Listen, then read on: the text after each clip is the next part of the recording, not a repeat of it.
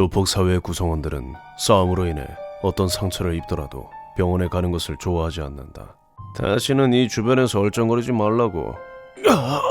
가끔은 칼에 찔리거나 총에 맞기도 한다. 그때 경찰에 알려지면 곤란하기 때문이다. 그러한 때 활약하는 것이 의사 면허를 가지고 있지 않은 의사, 그렇다, 뒷거래 의사이다.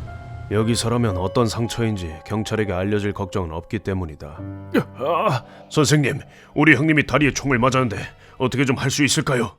허벅지라면 위험한데 출혈이 많을 거야. 단, 살아날 확률은 낮다. 이유는 명확하다. 수술 인원의 부족과 의료기구의 부족이다. 안 되겠어. 의식이 점점 멀어져. 형님, 정신 차리세요. 간호사도 없고 최신 의료기구도 없기 때문이다. 큰일 났네. 큰일 났어. 그러나 최근 조폭 사회의 치료 사정은 바뀌어 가고 있다. 그것은 조폭 세력 전용의 뒷거래 병원이 존재하는 것이다. 겉은 노약자들이 다니는 종합병원이지만 사실은 뒤에서 조폭 세력과 유착하고 있다는 것이다.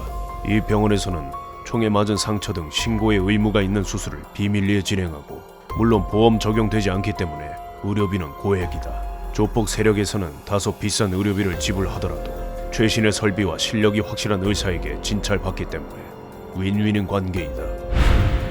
몇 년 전에는 지방의 어느 병원이 조폭 세력과의 뒷거래로 진단서를 위조한 사건이 있었다. 반사회적 세력과 결탁했던 것이군요. 그러니까 조폭 세력 전용 뒷거래 병원은 확실히 존재하고 있다. 그 뒷거래 병원에서 일하고 있는 것이 나는 코지, 37세. 오늘은 무슨 일로 오셨나요?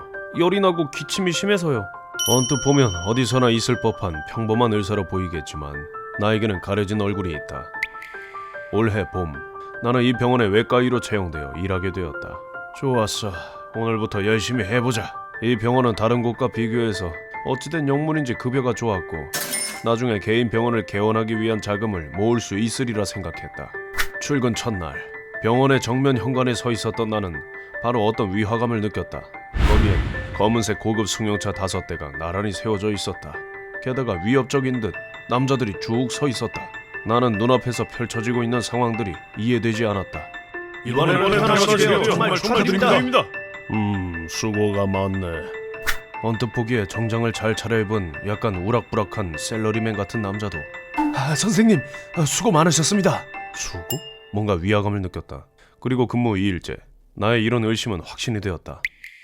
새벽 1시, 집에서 자고 있던 나에게 병원에서 갑자기 전화가 걸려왔다. 여보세요? 네? 지금이요? 전화의 내용은 우선 당장 병원으로 와달라는 것. 들은 대로 난 병원으로 향했다. 새벽 2시, 병원에 도착하자 젊은 남자가 왼쪽 팔을 누르며 들것 위에서 괴로움에 몸부림치고 있었다. 괜찮으세요? 손가락이! 이 남자는 조폭 조직의 직원으로 간부의 애인에게 손을 대 믿을 수 없는 벌을 받은 것이다. 나는 긴급하게 진통제와 지혈 수술을 진행했다. 메스! 좀 살살해!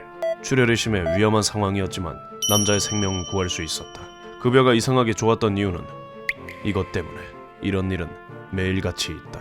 아무래도 병원을 경영하는 의료법인 이사장과 광역지정 조폭 세력과의 유착으로 인해 병원을 크게 키울 수 있었던 것 같다. 매일 긴급 수술의 연속이었다. 메스! 네! 크게 다친 사람들이 계속해서, 아이러니하게도 내 수술 실력은 눈에 띄게 향상되었다. 환자 중에서는 울면서 무릎을 꿇고 고맙다는 사람도 있다. 게다가 목숨을 살리는 정도의 수술을 했을 때는 선생님, 이거 얼마 안 되지만 받아주십시오. 그럼 감사히 받겠습니다. 사례금을 받기도 한다. 나도 여기에 익숙해졌다. 이 세상에는 의리와 인정으로 이루어져 있는 것이다. 여담이지만 내가 근무했었던 이 병원에서는 여자 간호사들이 매우 자주 바뀌었다. 어이 아가씨, 오늘 밤에 시간 있어? 약속이 있어요. 죄송합니다. 조폭 조직의 젊은 직원들이 집적됐기 때문이라고 나는 그렇게 생각한다.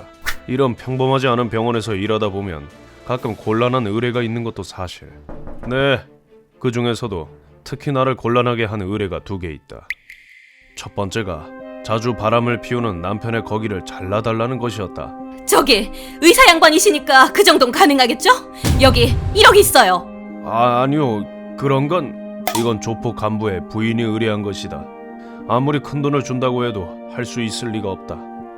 두 번째는 후계자 자리 싸움에서 다음 대를 이을 간부가 형님의 죽음을 앞당겨줄 수 없는가라고 의뢰했던 것. 어떻게 좀 부탁을 해도 될까?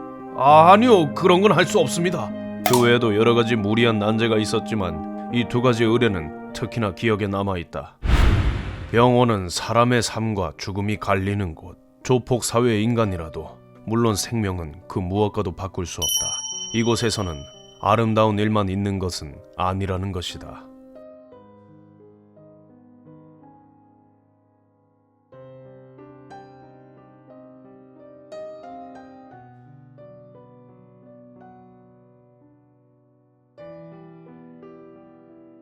휴먼버그 대학교에서는 인간이 버그를 일으키는 엽기적인 사건들을 계속해서 파헤쳐 나가고 있어요. 좋아요와 구독 부탁드립니다. 앞으로도 저희 휴먼버그 대학교 많이 사랑해주세요.